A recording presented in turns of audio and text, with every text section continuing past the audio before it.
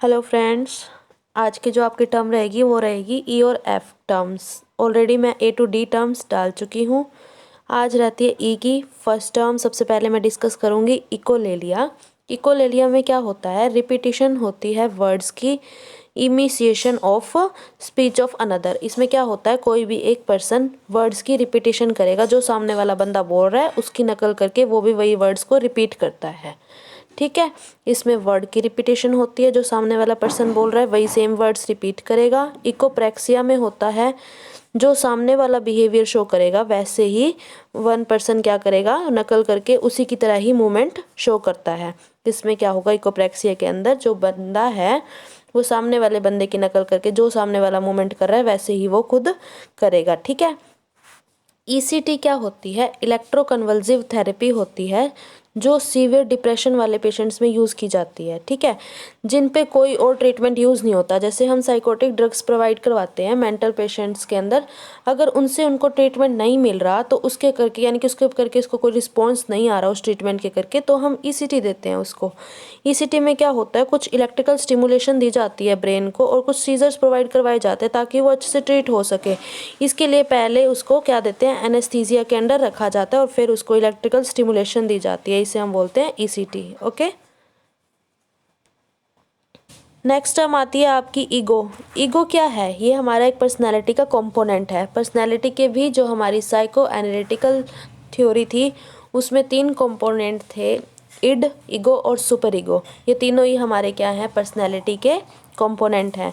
जो ईगो है वो हमारा क्या है, पर्सनैलिटी का एक कंपोनेंट है जो हमारे रिप्रेजेंट करता है डिसीजन मेकिंग प्रोसेस को, कि हम रियलिटी या रियल लाइफ के अंदर कैसे डिसीजंस ले रहे हैं।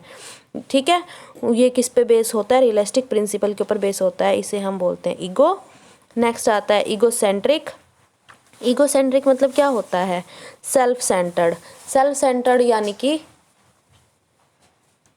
होता है कि सेल्फ सेंटर्ड होता है। इसमें जो भी पर्सन होगा वो सेल्फ सेंटर्ड होगा, उसको अपने आप से मतलब होगा, वो किसी और के व्यू को या ओपिनियन को नहीं समझेगा या किसी और के अंदर इंटरेस्ट शो नहीं करेगा अपना। ठीक है, उसे हम बोलते हैं ईगोसेंट्रिक।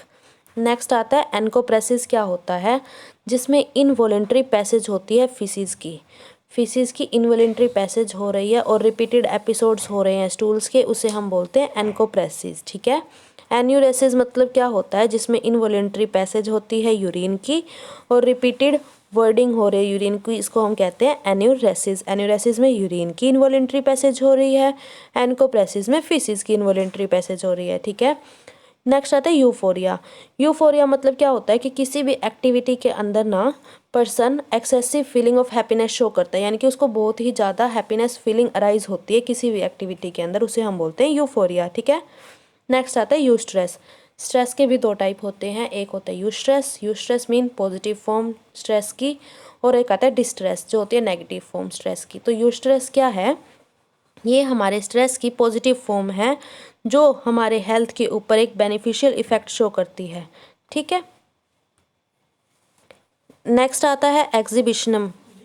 एग्जीबिशनिज्म क्या होता है, ये एक टाइप का मेंटल डिसऑर्डर है और सेक्सुअल डिसऑर्डर है, जिसमें वन पर्सन क्या करेगा, अपने सेक्सुअल ऑर्गन्स को और जेनाइटल्स को किसी और पर्सन के सामने एक्सपोज करेगा या किसी स्ट्रेंजर के सामने एक्सपोज करता है, उसे हम क्या बोलते हैं, एग्जीबिशनिज्म।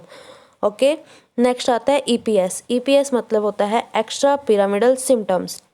एक्स्ट्रा पिरामिडल सिम्टम्स ये क्या होता है, जो भी हम एंटीसाइकोटिक मेडिकेशंस लेते हैं उसका जो साइड इफ़ेक्ट होता है उसके करके जो सिम्टम अराइज होते हैं उसे हम बोलते हैं एक्स्ट्रा पिरामिडल सिम्टम्स। सिम्टम्स क्या क्या इंक्लूड होते हैं, जैसे ट्रेमर्स होगा, ट्रेमर्स आएंगे, डिस्टोनिया यानी कि मसल्स मूवमेंट में एबनॉर्मेलिटीज़ आएगी, अकाथीजिया मसल्स क्या होगा, इसके अंदर मोटर रेस्टलेसनेस होगी और एक जगह टिक के बैठ नहीं पाएगा पर्सन। ठीक है। अब आती है नेक्स्ट टर्म एफ से। एफ से स्टार्ट आती है आपकी फर्स्ट टर्म फेटिशिज्म। फेटिशिज्म में क्या होता है, कोई भी पर्सन अपनी इरोटिक स्टिमुलेशन या फिर सेक्सुअली अराउजिंग फैंटेसीज के लिए कंटेक्ट करता है नॉन लिविंग ऑब्जेक्ट के साथ, जैसे कि ड्रेस के आर्टिकल्स के साथ। क्या है इसमें फेटिशिज्म में, कि कोई भी पर्सन है अपनी जो भी इरोटिक स्टिमुलेशन के लिए बोल सकते हो आप या फिर सेक्सुअली अराउजिंग फैंटेसीज के लिए क्या करता है, कॉन्टैक्ट करता है नॉन लिविंग ऑब्जेक्ट के साथ, उसे हम क्या बोलते हैं, फेटिशिज्म। ठीक है। नेक्स्ट आता है फ्लैट अफेक्ट। फ्लैट अफेक्ट में क्या होता है, ये एक ऐसी कंडीशन होती है जिसमें पर्सन जो होगा अपनी कंडीशन को या फिर अपने इमोशंस को अच्छे से एक्सप्रेस नहीं कर पाएगा। इसमें आप ऐसे बोल सकते हो कि इसमें जो भी अफेक्टिव एक्सप्रेशन है वो उसको अच्छे से शो नहीं कर पाएगा या अब्सेंस होगी उस पर्सन के अंदर। ओके, नेक्स्ट आता है flight of ideas. Flight of ideas क्या होता है, जिसमें पर्सन क्या करता है, रैपिड शिफ्ट करता है। दो टॉपिक, एक टॉपिक कोई भी चल रहा है, ये किसी दूसरे टॉपिक में जंप मार जाएगा जो आपस में कोरिलेट भी नहीं करते। ठीक है, यानी कि अभी कोई और टॉपिक चल रहा है, खाने का टॉपिक चल रहा है, वो वहाँ पे पढ़ाई की बात करने लग जाएगा, मतलब कोई रिलेशन नहीं है उसका और रैपिड शिफ्टिंग कर रहा है टॉपिक्स के बीच में, उसे हम बोलते हैं फ्लाइट ऑफ आइडियाज़। ओके, ये यहाँ पे लिखा हुआ है कि जब कोई टॉक बात करेगा फटाफट और जंप कर देता है किन किन के बीच में, किसी और आइडियाज़ और थॉट्स के बीच में या दो टॉपिक्स के बीच में, इसे ही हमने कहा है flight of ideas. Okay, next आता है फॉलीएडेक्स। फॉलीएडेक्स क्या होता है, जिसमें इसको हम ऐसे डिफाइन कर सकते हैं, ये एक आइडेंटिकल और सेम मेंटल डिसऑर्डर, यानी कि जब इसमें दो या दो से ज़्यादा इंडिविजुअल क्या हैं, सेम मेंटल डिसऑर्डर से अफेक्ट हो रहे हैं। ठीक है, यूजली इसमें हम देखते हैं जो क्लोज फैमिली और सेम फैमिली के पर्सन हैं, यानी कि लगा लो एक फैमिली के अंदर दो भाई बहन हैं, उन्हीं दोनों के बीच में सेम टाइप का मेंटल डिसऑर्डर प्रेजेंट है, उसी को हम क्या बोलते हैं, फॉलीएडेक्स। ठीक है, इसको हम ऐसे डिफाइन कर सकते हैं कि आइडेंटिकल होता है और सेम मेंटल डिसऑर्डर जिसमें अफेक्ट होते हैं टू और more individual, usually the same और क्लोज फैमिली। ओके, नेक्स्ट आता है formal thought disorder. Formal thought disorder को हम ऐसे डिस्क्राइब कर सकते हैं कि जब किसी भी थॉट के स्ट्रक्चर में डिस्टर्बेंस आती है या फिर डिसरप्शंस आती है, उसी को हम क्या कहते हैं, फॉर्मल थॉट डिसऑर्डर। इसको हम डिसऑर्गेनाइज्ड थिंकिंग भी कहते हैं। फॉर्मल थॉट डिसऑर्डर में क्या है, वो सोचेगा तो सही, लेकिन क्या होगा इसके अंदर, उसके थॉट के अंदर डिस्टर्बेंस आती है rather than the content of a thought, उसको कंटेंट की बजाय उसके थॉट के अंदर डिस्टर्बेंस आती है। ठीक है, उसी को हम कहते हैं फॉर्मल थॉट डिसऑर्डर। नेक्स्ट आता है फ्री फ्लोटिंग एंजाइटी।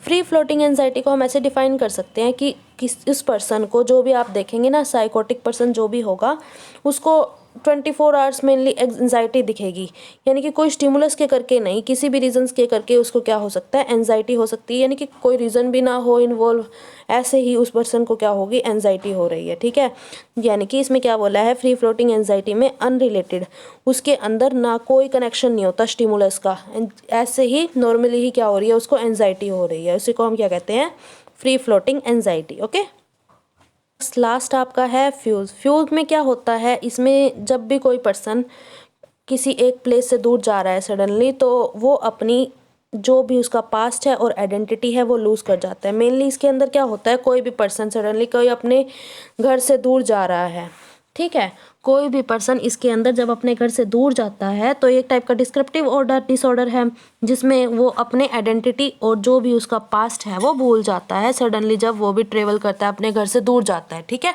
इसी को हम बोलते हैं फ्यूज। तो ये आपका आज का टॉपिक था। अगर आपको कोई डाउट है तो प्लीज़ मुझे कमेंट कीजिए। Thank you friends.